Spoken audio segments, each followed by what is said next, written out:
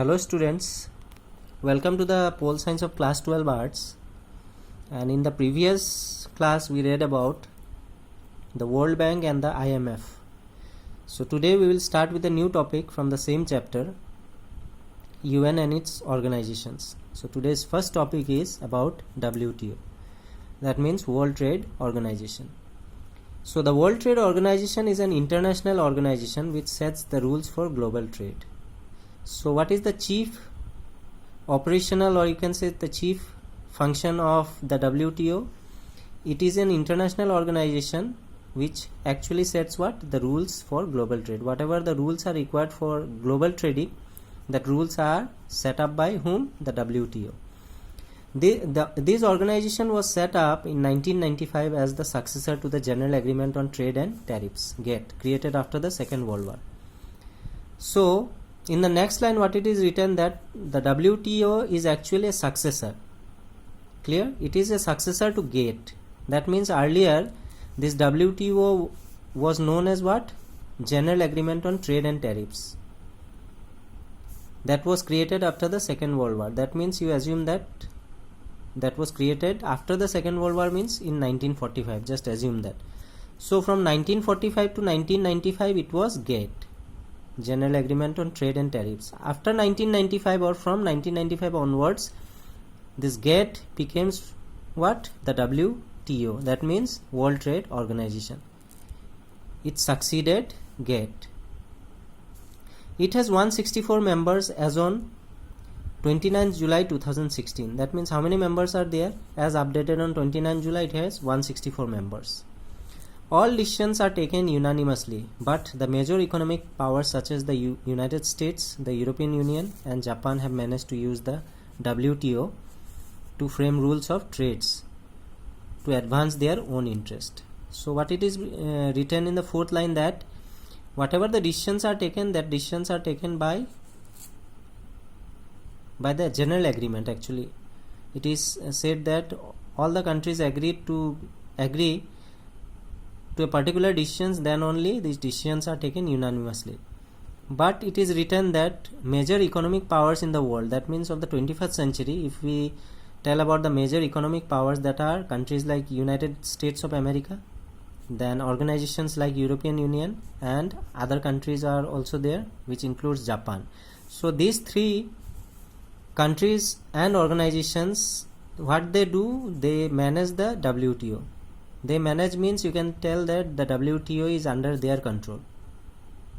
And if the WTO is under their control, such as countries like Japan, US and organizations like European Union, they do what? These three countries and organization does what? They frame rules of trade to advance their own interests. So they made some rules which are only beneficial to them, and that are beneficial to them, and they apply it on the other countries. So in this way you can tell that US, European Union and Japan try to manipulate WTO for their own interests. Clear? The developing countries often complain of non-transparent procedures and being pushed around by big powers. So if this kind of things will happen, like the US, EU and Japan are doing, they are managing the WTO for their own benefit. So what will be the effects then? The effects will be that the developing countries, what they are doing now, they are often complaining about what? Non-transparency procedures and being pushed around by big powers. So some developing countries are complaining about whom? About WTO being partial to US. Not partial, actually they are giving benefit to the US, European Union and Japan, and on the same matter they are partial to whom? To the developing countries, because they are giving advantage to the advanced economic countries like the US, EU and Japan, while on the other hand they are having non-transparency procedures. That means many procedures, many rules and regulations are hidden, which are actually by forced, or they are by forcefully applying that on developing countries, that you have to follow these and that. So based on that strict rules and regulations and non-transparent rules and regulations only, the developing countries are seen often complaining about this, that they are being pushed or they are being forced by the bigger powers in terms of global trade. Clear? After that, the second topic that comes is IAEA, that means International Atomic Energy Agency. Clear? So the International Atomic Energy Agency, IAEA, was established in 1957. It came into being to implement US President Dwight Eisenhower's Atoms for Peace proposal. So what was the main reason that this International Atomic Energy actually came into being? That was established in the year 1957. For a single reason it came into being, and it was for whom? It was to implement US President Dwight Eisenhower's Atoms for Peace proposal. Whatever the proposal was there for peace proposal was there according to US President Dwight Eisenhower's. So to implement that only, this International Atomic Energy Agency came into being or was established in the year 1957. Clear? It seeks to promote the peaceful use of nuclear energy and to prevent its use for military purposes. So the reason or the vision behind the establishment of International Atomic Energy was very good. Why it was very good? Because it was seeking to promote what? Peaceful use of nuclear energy. That means nuclear energy, according to that, should be there with every country, but it should be kept for its own defense. Clear? So it was seeking to promote the peaceful use of nuclear energy also, and on the other hand it was also preventing its use for military purposes. That means if you are having nuclear energy, that means you keep it with yourself for your protection, but don't use it for military purposes. This was the vision, which was a very good vision behind the forming of this IAEA.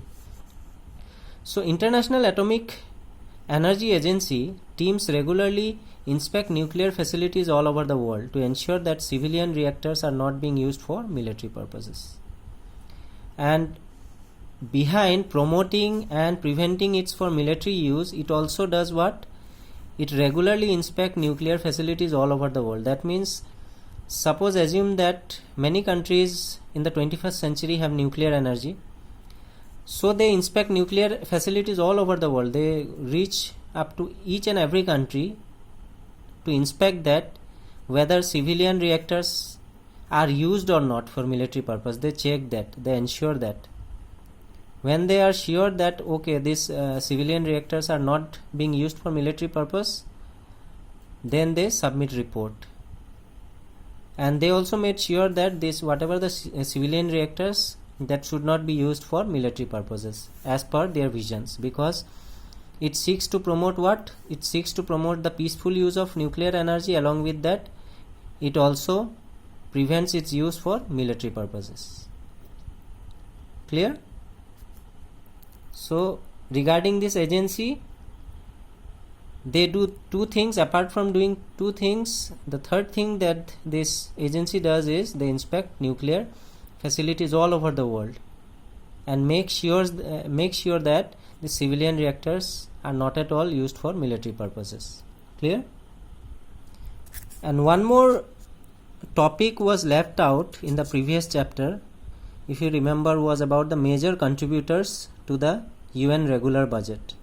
That means a new proposal was there, and according to that proposal, to be a permanent and non-permanent member, a country has to fulfill all these criteria, in which the third point was there, which includes that particular country who wants to be a permanent or non-permanent members of the UN Security Council needs to be a substantial contributor to the UN budget. Clear? So let us see the last point of today's topic, that is, who are the major contributors actually in the United Nations regular budget. That means some contributions are made by each and every country, and in accordance to the fulfillment of criteria, which countries are the major contributors? Let us see then. it is the major contributors to the UN regular budget 2017. This chart is updated as of 2017. So here is the member states and how much percentage they contribute actually, that is written. So in number 1 comes the United States of America with 22%. That means you can say that the United States of America is the highest contributor in UN budget. Clear? The number 2 is Japan with 9.6% of contributions in the UN regular budget. Then third comes China with 7.9%. Then fourth comes Germany 6.3. Then in number 5 comes France 4.8. Then 6 comes UK 4.4. Then Brazil with 3.8% of contributions. The number 8 is Italy 3.7. Then Russia with 3%. Then Canada 2.9. Spain 2.4. Australia 2.3. Republic of Korea exactly 2%. Netherlands 1.4%. Mexico also with 1.4%. Then Saudi Arabia with 1.1. Then number 17 is Switzerland with 1.1, and Turkey is 1% exact. So this chart is according to the source www.un.org. So according to this website, if you click, you will get the updated chart according to 2020. You can go through this website. So we have seen that USA is the largest contributor with 22%, and whichever these countries are in bold letters, these are actually the permanent members of the UN Security Council. That is USA, China, France, United Kingdom and Russia. These five countries are the permanent members of the United Nations. Clear? So with this I will wind up today's topic, and before winding up, let's take a quick rewind of what we did actually today. We started from the WTO and we came to know about WTO, which was established in the year 1995, and it was the successor of GATT, General Agreement on Trade and Tariffs. Clear? And what is its functions? And the main function is that it set rules for global trade.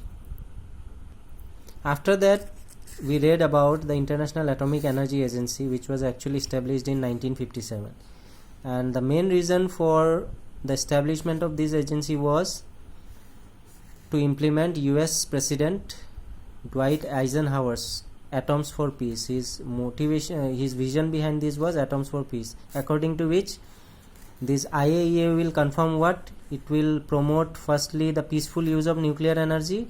Along with that, it will also make sure that it is not used for military purposes. Clear?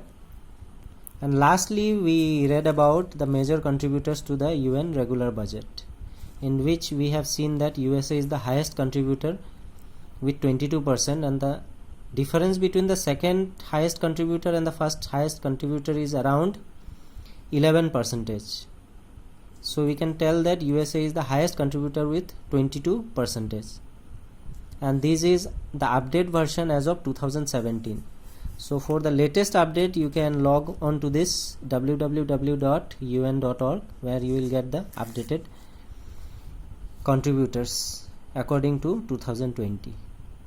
So with this, I hope that whatever points or the topics we have gone through, it's now very much clear in your mind. So I will wind up today's topic. Thank you.